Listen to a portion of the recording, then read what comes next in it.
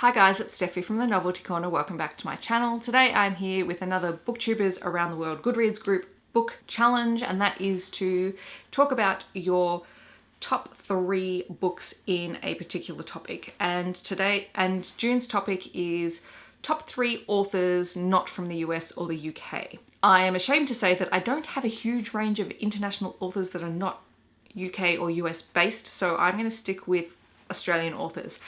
And I've tried to change it up a little bit so that I'm not talking about necessarily my top 3 Australian authors, although I'm going to give them special shout outs in a minute, because whenever I do things that talk about Australian authors, I always talk about the same ones. So I've tried to change it up just a fraction. Yes, these are some of my top favourite Australian authors that I think people might really like if you have an opportunity to check out their books. I will start with my all-time favourites, and I'm not going to spend too long on them. So Matthew Riley is by far one of my favourite Australian authors ever. He writes very fast-paced action, adventure, science fiction-y type stories, but they're not always science fiction. Sometimes they're just plain adventure, or they've just got a science fiction element thrown into it, which almost makes them a little bit magical realism in some ways, but you know, that's beside the point. So his stories are fantastic. He's got a whole bunch of them. I'm actually going to insert a clip of my bookshelf because I seem to be collecting editions of his books, and I've got basically a whole shelf of his books. So I will insert that here and just go through the books. Okay, these are all of my Matthew Riley books. And you have the Scarecrow series, which starts with Ice Station, and I've got 2 copies of that. And then you've got Area 7. Temple is a standalone. The Great Zoo of China is a standalone. You've got The Tournament, which is also a standalone, and historical fiction. Oh god, the Jack West series, Jack West Jr. series. Scarecrow and Scarecrow and the Army of Thieves are also part of the Scarecrow series. These are my other hardcover editions over there. You've got some short stories, Hell Island, Contest.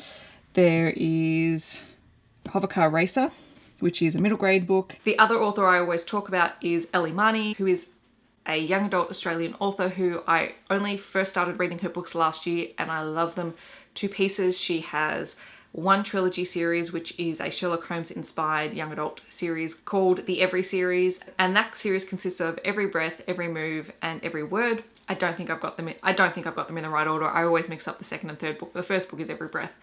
There is a spin-off book called No Limits, and she also released a book called White Knight this year.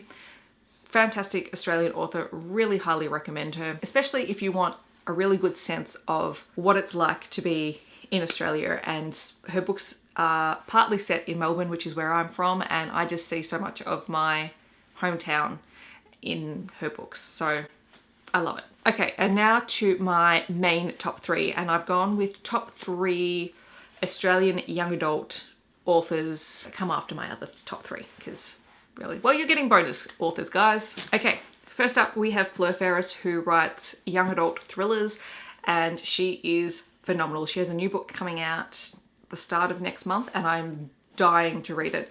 She currently has 3 books out. Her first book was Risk, which is all about cyber safety.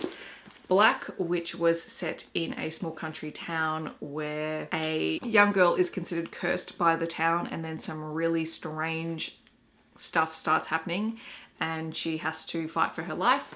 And then there is Wreck, which was one of the YA Room's Book of the Months last year. The main character is studying to be a journalist, but she discovers something and it puts her in quite a perilous situation as she uncovers a secret that she should not have found out about. Absolutely love her.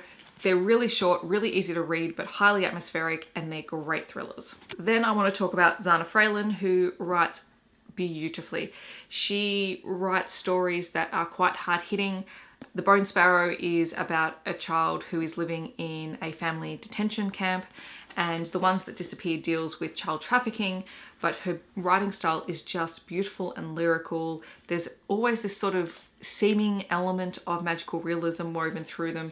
They deal with heavy topics, they're very poignant, and man, they make me cry. And she's just wonderful, and I cannot recommend her enough. The Bone Sparrow won so many awards last year. It is just a spectacular book. And the final author I want to talk about is Alison Goodman. The first series that I heard about was the Eon duology, which consists of Eon and Iona, which are fantasy books about dragons.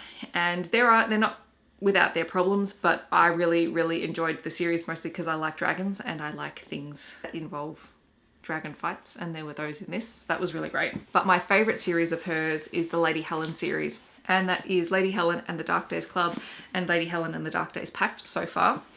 If you are fans of Kerry Maniscalco's Stalking Jack the Ripper series, you will probably like these, but these are more serious than those ones. Where Kerry Maniscalco's books are quite lighthearted, Alison Goodman's are quite dark. Lady Helen is a young woman in Regency, London. She discovers that her family has a secret that she didn't know about, and that she is someone who is able to see and fight sort of these demonic sort of characters.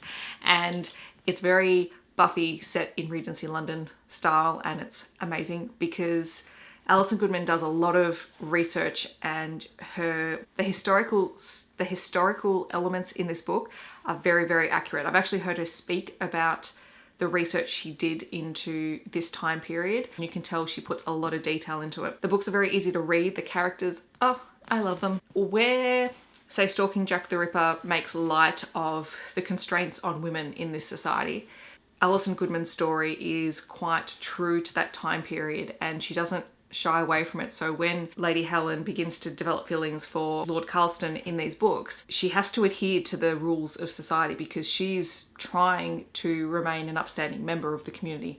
And it's very hard to do things that you want to do and still maintain that sense of reputation.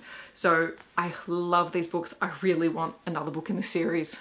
I know that there's got to be one coming. I just want it now. Those are some of my author recommendations. I hope that you decide to pick up some of these books because I think they're really wonderful, and Australia has such wonderful authors, but they're not always picked up internationally, and I find that a real shame because I mean, we're really lucky here in Australia. We get pretty much all the UK and the US authors because they're quite big, and so they get those book deals. But there are some truly wonderful Australian authors who I don't hear enough about on Booktube or online unless they're other Australian readers, essentially. So yes, let me know if you're planning on picking up any books by any of these authors. I would really love to know what your interests are. And yes, I'm sorry for giving you 6 when I was supposed to give you 3, but I'm not really.